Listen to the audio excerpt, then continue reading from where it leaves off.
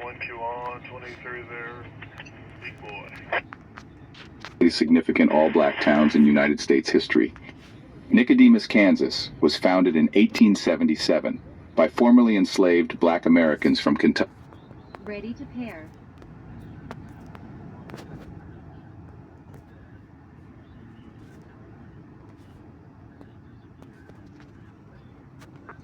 Lead. Founded in 1870. Nicodemus, Kansas is one of the most historically significant all-black towns in United States history.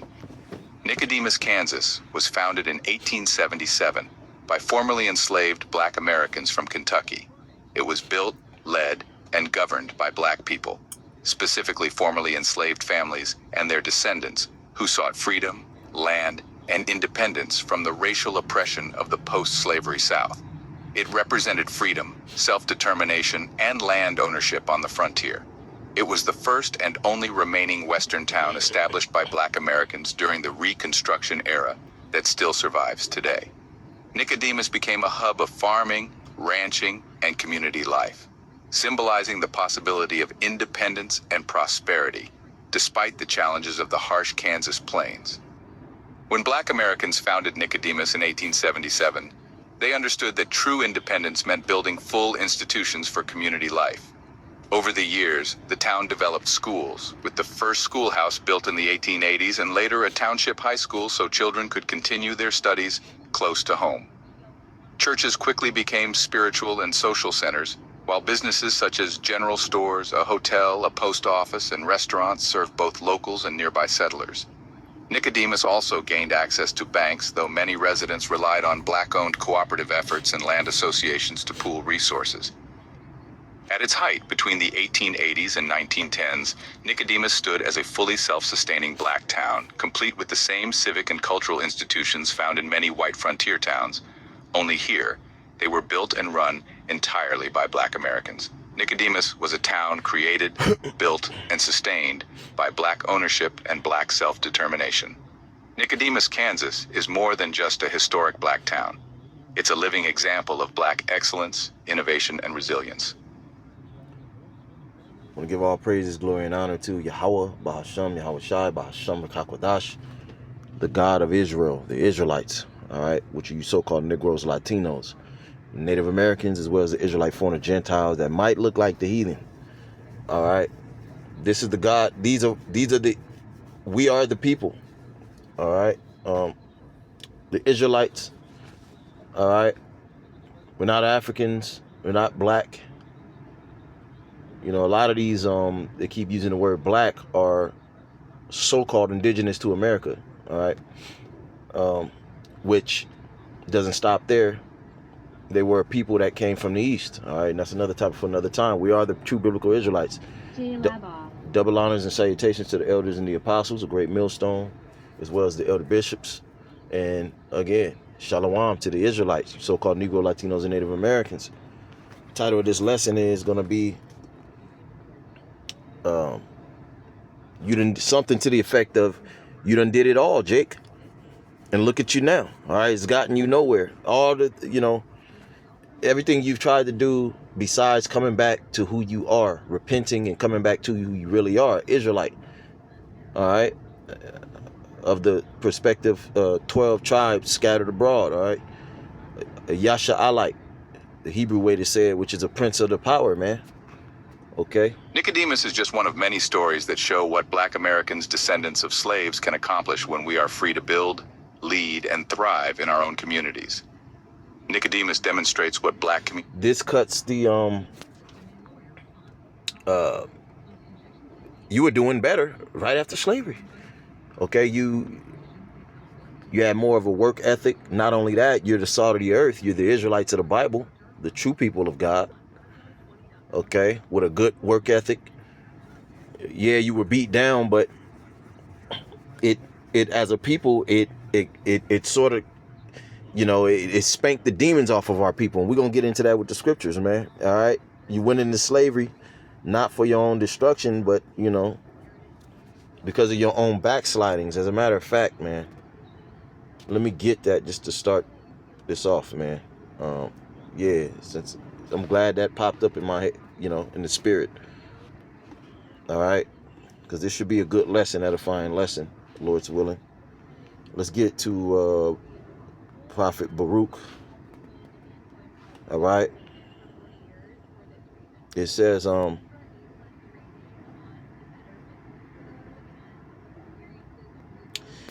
going to start at Baruch 4 and 5. Be of good cheer, my people, the memorial of Israel. Ye were sold to the nations, not for your destruction, but because ye moved God to wrath, ye were delivered unto your enemies. For ye provoked him that made you by sacrificing unto devils, meaning demons, and not God. And the word demon goes back to daemon, a Latin word, which goes back to lesser intelligence. So you've been provoked by these spirits in your mind, which is very to do if you're living after the flesh. And the Lord said he's called us to be a spiritual people, okay, not spotted by the flesh. All right. Ye have forgotten the everlasting God or power that brought you up, and ye have grieved Jerusalem that nursed you. Right. This is why we scattered over here in America and throughout the world. We're not, because we've grieved our homeland. It had to cast us out. Okay. It says,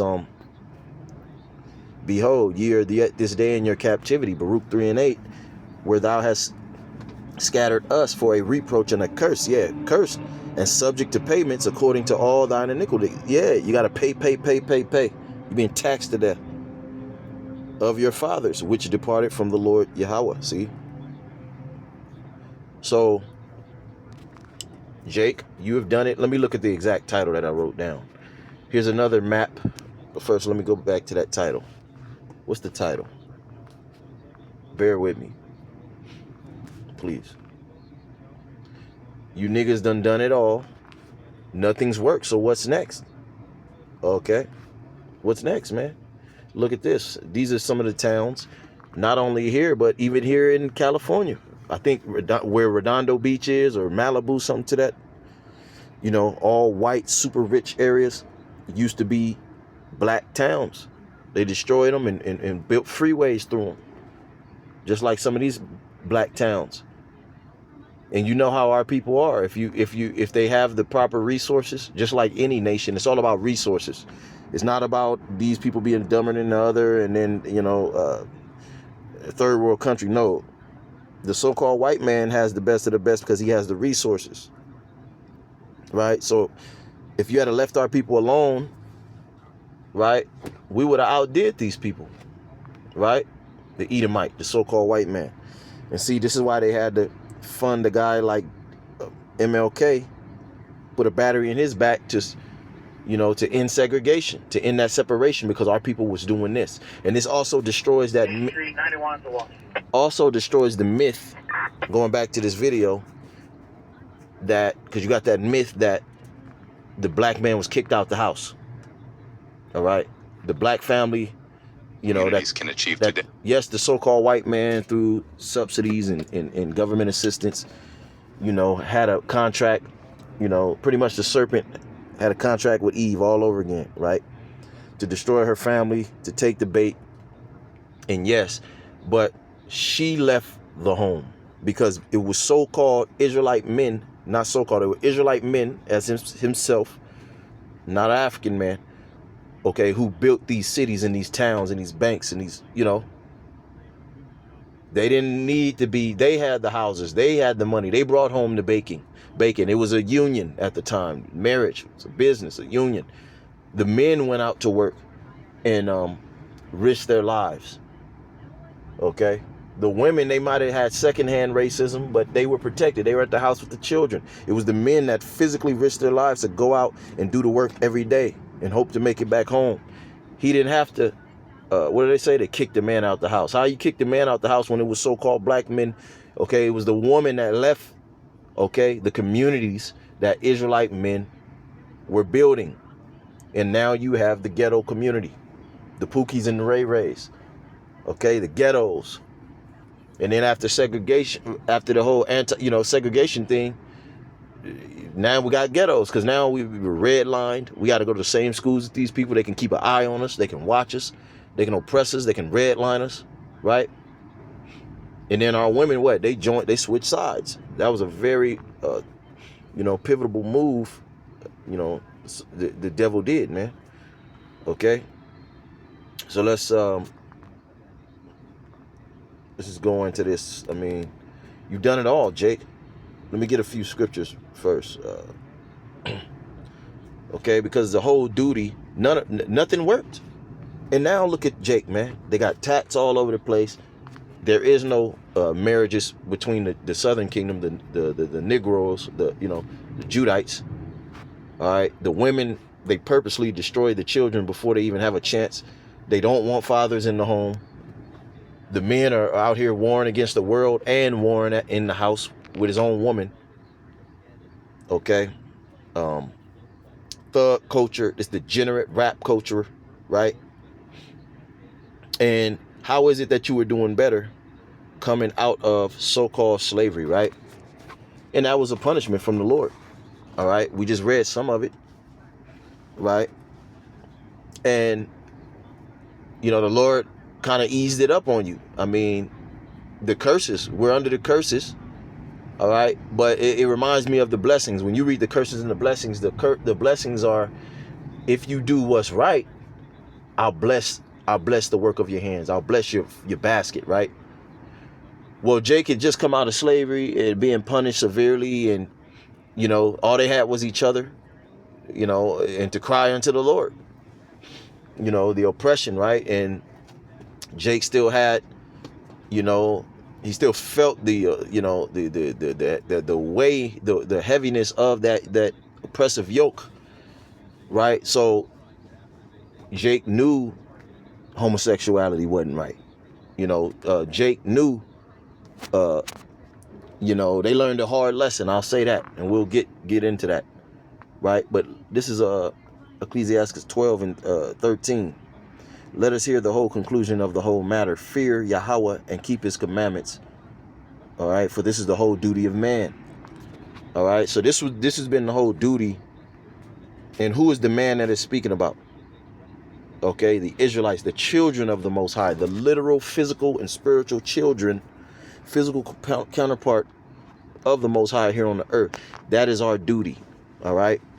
When you go into Adam, he was the first man. All right. Even though there was men and women already created, the Most High chose Adam and his lineage after him. All right. Which we come from that lineage. This is Romans 1 and 22. Professing themselves to be wise, they became fools. You see? So our people, they sought after the wisdom of this world. The shackles came off. Them being the actual children of the Most High, being discontinued from their heritage, it really wasn't their fault. It was all prophecy. Okay? Because for the reason why our people went into this type of captivity, it was already prophesied. You see, that great falling away the Lord spoke about, right? Before he went back into the, on his throne. When he was with his disciples, he spoke about first, the kingdom will not come unless there be a great falling away. I think that's Acts, the 1st chapter. All right. Then he, in Daniel 7, Jeremiah 17, okay, the Lord said he would discontinue us from our heritage, which was a prophecy that Jeremiah, okay, he spoke about it before the Lord spoke on it. All right, so it was manifest when we went into captivity as a punishment. All right, because our people have, they have a bad habit of being off and on, hot and cold. They're either serving idols, jumping around, acting like complete degenerates, worse than the heathen, doing abominable works consistently, or they have the fear of the Lord upon them, and they're in sync with their power, and no nation, no one can come up against them. All right.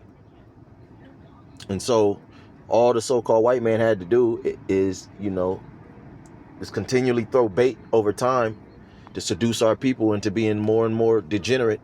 That's why the scriptures say the righteous is more excellent in his neighbor, so the wicked seduceth them. All right. Our people are far worse than they were, coming out of slavery, man. All right. And they professing themselves to be wise, they became fools. All right. And the wisdom of this world, Esau, Edom, the so-called white man, pretty much have our people into these schools, these you know, Hollywood, reading a newspaper, libraries, you know. He had to get our people, he had to end segregation so our people could be mingled among the heathen, because these devils at the top, they know our people are supposed to be among one another and not supposed to be among the heathen, unless the heathen is, you know, bowing down, right? The people that run this world, they know that. So what? They put things out there in the form of wisdom. Come to college, go to college, you know, make this money. You can be a business owner, you know. So our people started chasing those things. And then once our women left, we were busy chasing them, trying to get them back, worshiping them, forgetting the whole duty of man, and change the glory of the uncorruptible God into the image made like to corruptible men. You see? 25, who changed the truth of God into a lie. You know, so our people started creating idols for themselves, churches, you know what I'm saying, and all these different shits that really don't mean nothing, bruh. Okay? It don't mean nothing, you know. You know, we're supposed to be spiritually in line with the Most High. It says, who changed, 25, the truth of Yahweh Bashim Shah into a lie, and worshipped and served the creature more than the creator. Yeah, we're chasing our women, chasing our children, trying to get equality, the black, and really that's been our women. All right, that's been a whole play from the devil himself. It's never really been us. We've always wanted to do our own thing. Dang, I'm a